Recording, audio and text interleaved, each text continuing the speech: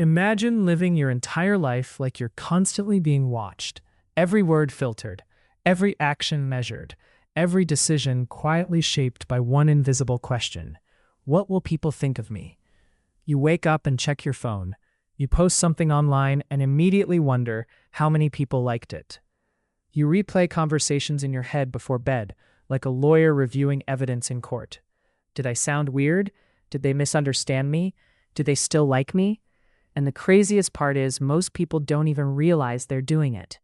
They think this constant anxiety is normal. They think overthinking is maturity. They think approval equals happiness. But according to the book, The Courage to be Disliked, almost every emotional problem in your life can be traced back to one thing: you care too much about what other people think. This episode is presented in the form of an audiobook because honestly, this isn't just a book you read once and move on from. It's one of those books that quietly rewires your brain, the kind that makes you pause halfway through and stare at the ceiling for 10 minutes, questioning your entire worldview. Written by Japanese philosopher Ichiro Kishimi and author Fumitake Koga, the book is heavily inspired by the psychology of Alfred Adler, one of the most underrated thinkers in modern psychology. And Adler's core idea is brutally simple: your past does not define you. Your trauma does not imprison you. Your personality is not fixed. And happiness is not something you wait for. It's something you choose. Now, before you roll your eyes and say, "Yeah, okay, motivational quote guy, tell that to my anxiety," hear me out, because Adler's philosophy is way deeper than generic self-help nonsense. This book doesn't tell you to become positive. It tells you to become free. And according to Adler, freedom comes with a terrifying price. You must be willing to be disliked. Why most people are secretly miserable. Let's start with something uncomfortable. Most people don't actually live for themselves. They live for approval. Think about it. How many decisions do people make because they genuinely want something, and how many are made because they want validation? People choose careers their parents approve of. They stay in relationships because they're scared of disappointing others. They pretend to like things they don't even enjoy just to fit in socially, and eventually they lose themselves completely. The book explains that human beings are constantly trying to satisfy invisible expectations, the need to be praised, accepted, validated, recognized. But here's the trap. The moment your happiness depends on other people's approval, your life no longer belongs to you. Because now your emotional state is controlled by things outside your control.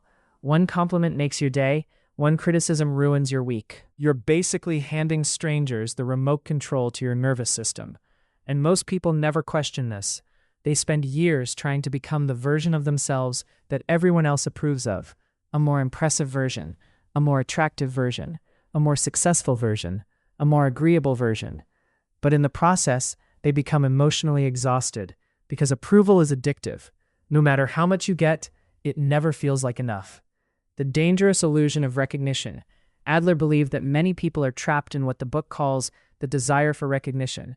Basically, people want constant confirmation that they matter, and social media turn this into a full-time psychological disorder. Every post becomes a performance. Every opinion becomes branding. Every interaction becomes subtle reputation management. People aren't even talking anymore. They're curating.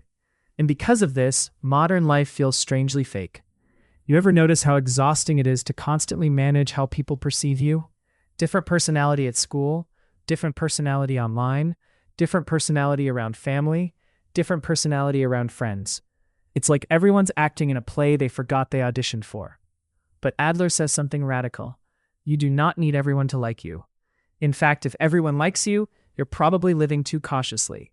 Because living authentically naturally creates friction. Some people will misunderstand you, some people will disagree with you, some people simply won't like you. And that's okay. The book explains that freedom begins the moment you stop organizing your life around avoiding criticism. Because trying to please everyone is impossible. And worse, it makes you emotionally weak. You become terrified of conflict, terrified of rejection, terrified of disappointing people. So instead of expressing yourself honestly, you shrink. You censor yourself. You over-explain yourself. You apologize for existing. And eventually you forget who you actually are underneath all the performance. Trauma, excuses, and the stories we tell ourselves. Now here's where the book becomes controversial. Adler rejects the idea that your past permanently determines your future. And before people misunderstand this, he's not saying painful experiences aren't real. He's saying your interpretation of them matters more than the event itself. For example, two people can experience similar childhood struggles and end up completely different. One person says, "Because of what happened to me, I can never trust anyone." The other says, "Because of what happened to me, I learned how important trust is." Same pain, different meaning. Adler believed human beings often use their past as an explanation for why they cannot change.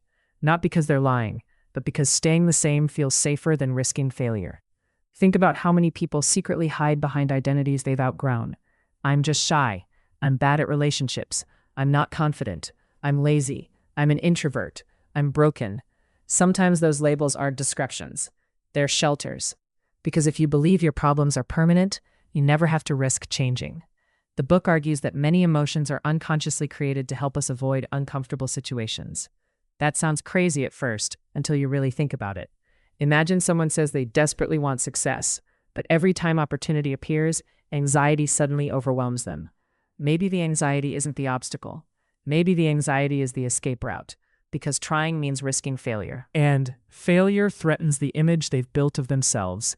So instead of facing that possibility, the mind creates fear. Not intentionally, not maliciously, but protectively. And honestly, that's uncomfortable to hear because it means we may be more responsible for our lives than we want to admit. Why comparison destroys your happiness? One of the most important ideas in the book is that unhappy people treat life like a competition. And social media made this infinitely worse. Now everybody's comparing constantly. Someone your age is richer, more attractive, more successful, more disciplined, traveling more, achieving more. And because people tie their worth to external recognition, someone else's success feels like proof of their own failure. That's why envy exists. Not because other people are winning, but because deep down, you believe worth is limited. Like happiness is some tiny pizza, and every successful person takes another slice away from you. But Adler completely rejects this mindset. He says life is not a competition. You are not in direct combat with every other human being. Someone else's success does not reduce your value. And once you stop seeing life competitively, something strange happens. You stop needing to prove yourself constantly. You stop turning every interaction into status warfare. You stop secretly hoping people fail. You stop measuring your worth through comparison. And honestly, that's one of the most peaceful feelings imaginable.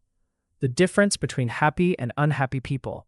According to the book, unhappy people seek recognition. Happy people seek contribution. That's the shift. Not, how can I get people to admire me, but how can I be useful? Because contribution creates meaning. Recognition creates dependency. One comes from within, the other depends on external validation. And here's the beautiful part. You don't need to become famous or extraordinary to contribute. You don't need millions of followers. You don't need perfect achievements. Sometimes simply being present matters. Being kind matters. Listening matters. Helping someone feel less alone matters. The book argues that humans naturally find fulfillment when they feel useful to others. Not because they want praise, but because contribution itself creates meaning. And weirdly enough, the people who stop chasing approval often become the most magnetic. Why? Because they no longer feel desperate. They're not constantly trying to prove something. There's a calmness to them, a groundedness, a freedom. They don't crumble under criticism because they already accepted that not everyone will approve of them. And that makes them incredibly hard to manipulate. The courage to be yourself. Let's be honest. Most people are terrified of rejection, not physical danger, social rejection, being misunderstood, embarrassed, excluded, disliked.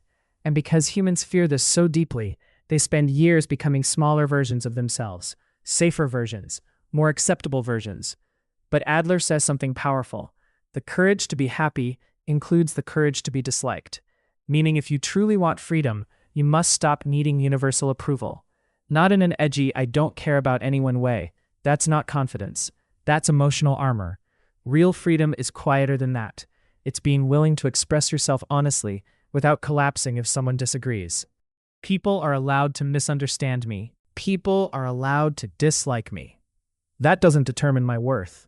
And once you internalize that, your entire life changes.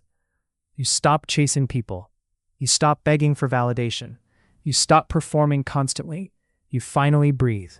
living in the present instead of performing for the future. Another major teaching from the book is that people postpone happiness. They treat life like preparation instead of experience. I'll be happy when I succeed. I'll be happy when people respect me. I'll be happy when I fix myself. But happiness keeps moving further away because it's always attached to some future condition.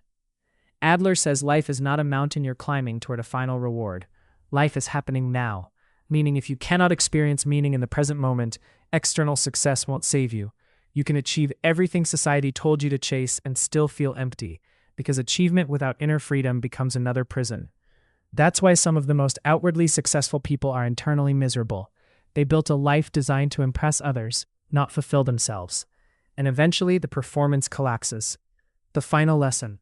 At the core of the courage to be disliked is one simple truth. You cannot control how people feel about you.